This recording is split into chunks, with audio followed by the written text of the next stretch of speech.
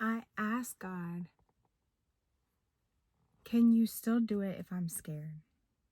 How much faith do I need versus how much doubt is permissible for you to make it happen?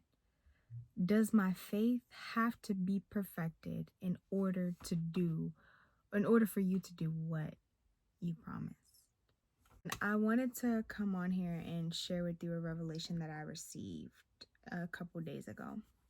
So God told me to do something, and this something was directly related to something I have been seeking God for, and it required faith to do so. So I did it, and after I did it, you would think I would have been joyous and excited because God's about to make good on his promise. However, I called someone and they were like, you don't sound like somebody who just got revelation. You don't sound like someone who God just spoke to and commanded. And when they said that, I'm like, yeah. So I had to get off the phone. I was like, I'm just gonna rest for a second.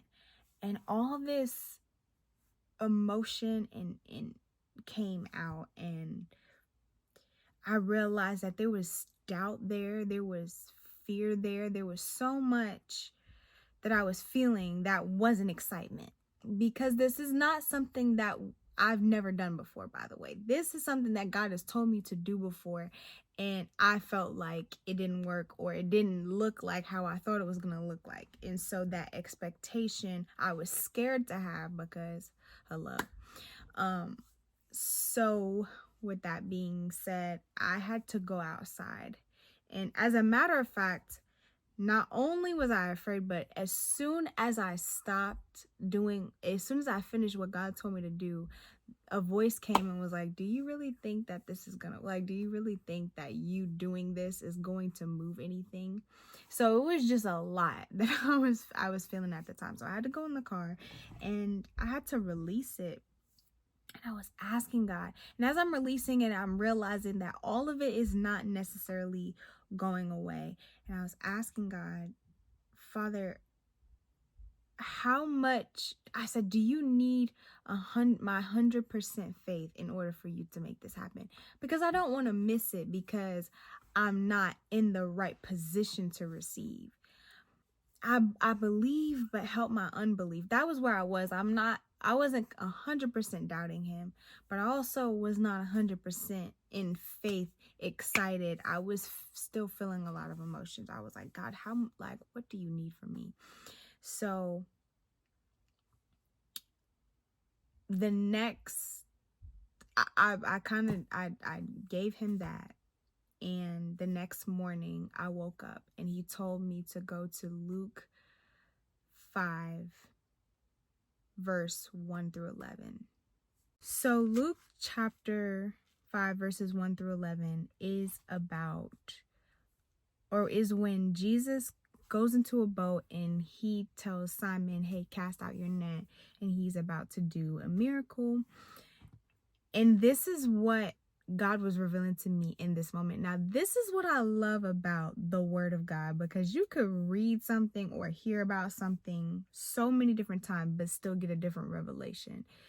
And I've heard this verse. I've seen this verse before. So, I'm thinking he's reminding me reminding me about the actual promise. But this is what I got.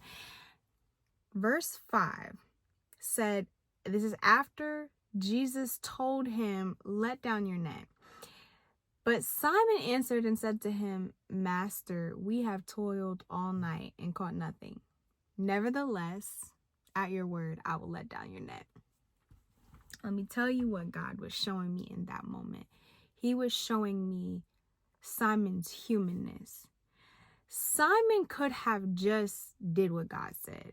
He didn't have to say, we've toiled all night. Why are you reminding God, or why are you reminding God about what didn't happen? If he's telling you to do something, something's going to happen. But what he was showing me was Simon was disappointed, and he was reminding God that he was disappointed. I'm going to do what you said because you are my master, but I've been here all night. we've been doing this. So, but because you said so, I'm going to do it. And so what that reminded me was at that moment when I was getting all this revelation, I just dropped everything and I was reminded that God is faithful even when I'm not. God is faithful when I'm faithless. When I'm in pain, when I'm disappointed, when I've experienced fear, when I am experiencing fear, He is faithful. Because after Simon had reminded that he'd already been there and he'd been there for a very long time, he still told them, and he still did what he set out to do. And when they had done this, they had caught a great number of fish, and their net was breaking. Simon's response was, "Master, we have toiled all night and taken nothing."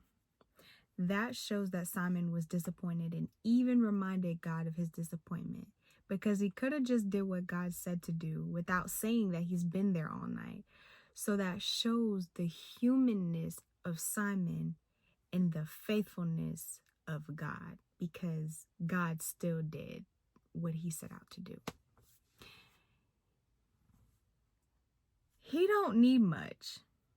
However, there is a muscle that needs to be built, that needs to be tested, that needs to be stretched, so that in seasons where you don't have the things even that he promised, you would still be sustained through relationship due to your faith and trust in who he is regardless. Because if he never did another thing, is he still not a good God? Is he still not a good father? Is he still not worthy? The sustenance is not the promise or the things that he promised, but it is the relationship. So that if or when things do get taken away from you, or if the promise is no longer there, you could still bet on his character. So that when your flesh arises and when the enemy tries to tell you lies, that you will be able to stand against the wiles and the lies, because you know him. And when circumstances don't add up, you know him. You will know what he's building in you is everlasting, versus what you want and what you're asking him for is temporary. And what he desires from you, he wants it to be able to last through all seasons.